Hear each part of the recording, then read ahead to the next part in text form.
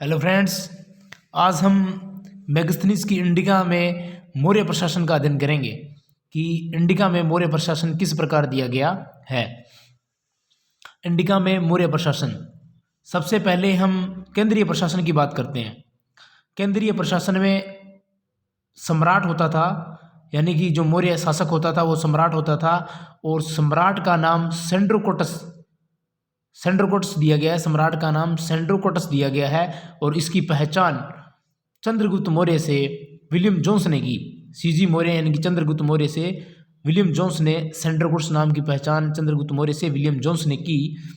केंद्रीय प्रशासन में उसके अलावा अधिकारी होते थे और अध्यक्ष होते थे। आज के हिसाब से मजिस्ट्रेट, अध्यक्ष,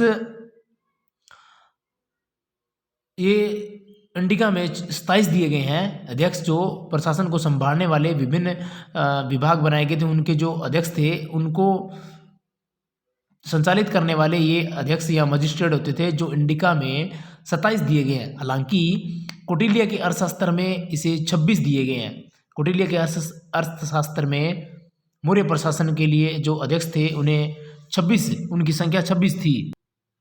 इसके अलावा प्रमुख अध्यक्ष अधिकारी अलग भी होते थे, जैसे कि राज्युक है, प्रादेशिक है, इस प्रकार के अलग अध्यक्ष भी होते थे। पोलीब्रोथा का प्रशासन, पोलीब्रोथा मौर्य प्रशासन में पोलीब्रोथा कहा गया है।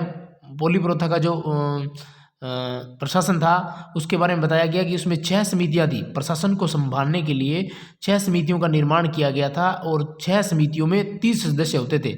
6 समितियों में 30 सदस्य होते थे, यानी कि प्रत्येक समिति में 5 सदस्य होते थे। और ये 6 समितियां अलग अलग थी। ये इस प्रकार है: उद्योग समिति, विदेश समिति, जनगणना समिति, व्यापार समिति, वस्तु निर्माण समिति, बिक्री कर समिति। एक बार फिर देखते हैं।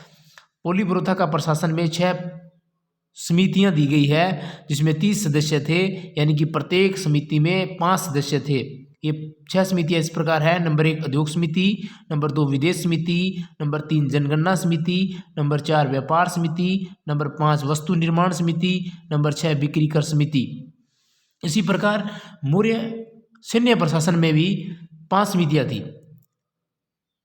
पोलीब्रोथा का जो प्रशासन था, प्रशासन के अंदर तो 6 समितियां थी। सैन्य प्रशासन के अंदर 5 समितियां थी, लेकिन इसमें 30 सदस्य थे, इसमें भी 30 सदस्य थे। इसमें प्रत्येक समिति में 5 सदस्य थे, इसके प्रत्येक समिति में 6 सदस्य थे।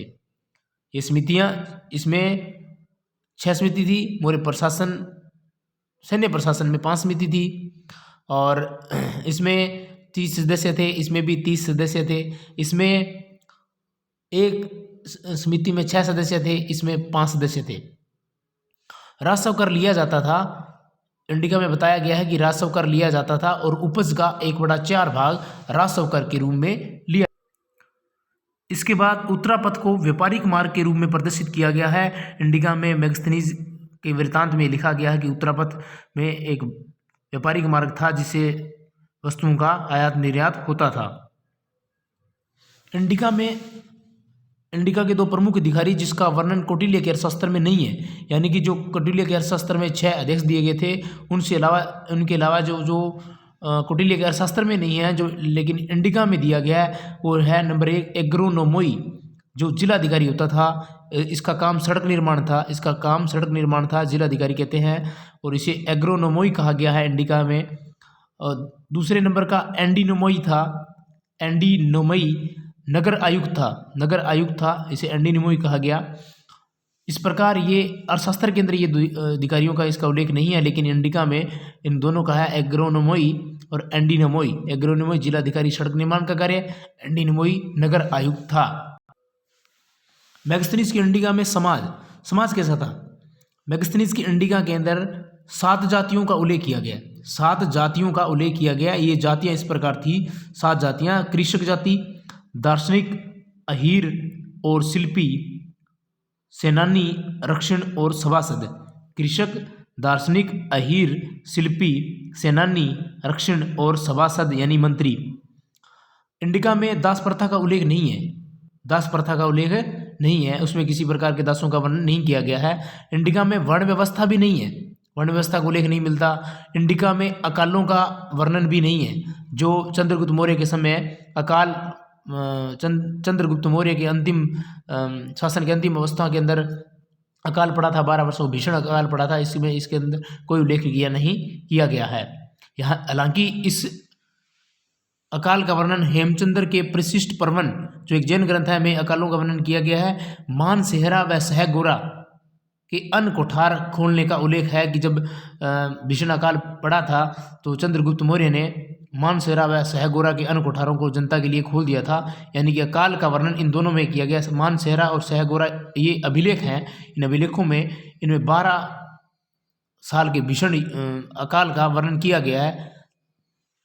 लेखन कला नहीं थी।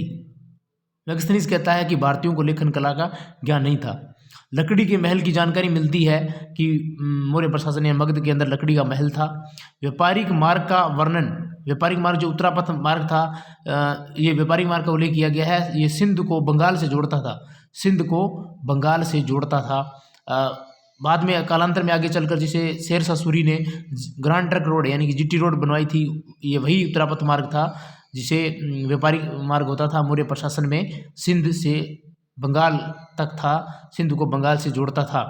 महिलाओं की सामाजिक स्थिति की जानकारी नहीं मिलती है कि महिलाओं की सामाजिक स्थिति कैसी थी। इसके बारे में मेगास्थनीज की इंडिका में कुछ नहीं लिखा। भारतीय हेराक्लीज और डायनोसिस की पूजा करते हैं। मेगास्थनीज कहता था कि भारतीय हेराक्लीज यानी कि कृष्ण, डायनोसिस यानी शिव की पूजा करते थे। इस प्रकार हमें इंडिका से बहुत सी जानकारी मिलती है। एक अन्य जानकारी ये भी मिलती है कि कश्मीर घाटी में सोने की खान थी जिसका नाम दार्दिस्तान था।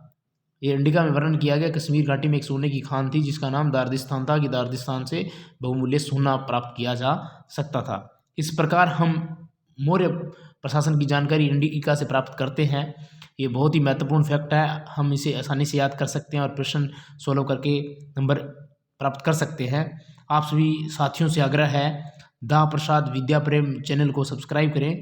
दा प्रसाद इंग्लिश में लिखें, विद्या प्रेम हिंदी में लिखकर इसको सर्च करें, यूट्यूब पे ये आ जाएगा। और इस वीडियोस को देखें, लाइक करें, शेयर करें, कमेंट करें, सब्सक्राइब करें, बेल आइकन प्रेस करें, आपको नोटिफिकेशन मिल जाएगा और आप देखते रहें। और पहले जो इंडिका पे एक वीडियो डाली गई है उसका लिंक डिस्क्रिप्शन बॉक्स में दे दिया जाएगा। धन्यवाद।